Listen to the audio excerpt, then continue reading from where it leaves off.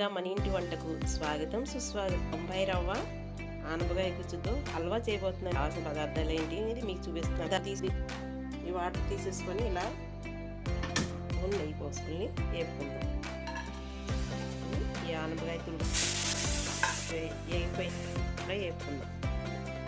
బొంబాయి రవ్వ కూడా వేగిపోయి బౌల్లో తీసుకుందాం. ఈ బెల్లం ముక్క పంచదార ఇది సన్న మంట మీదే చేసుకోవాలి. ఈ పాకం వచ్చింది. ఆనపకాయ గుజ్జు వేపుకున్న బొంబాయి రవ్వ మూత పెట్టి ఆవిరి పెట్టినప్పుడు అది లోపల రవ్వ ఉడుకుతుంది అనమాట.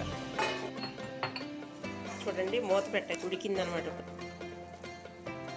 ఈవేళ ఇప్పుడు కూడా దీంట్లో వేసుకుందాం.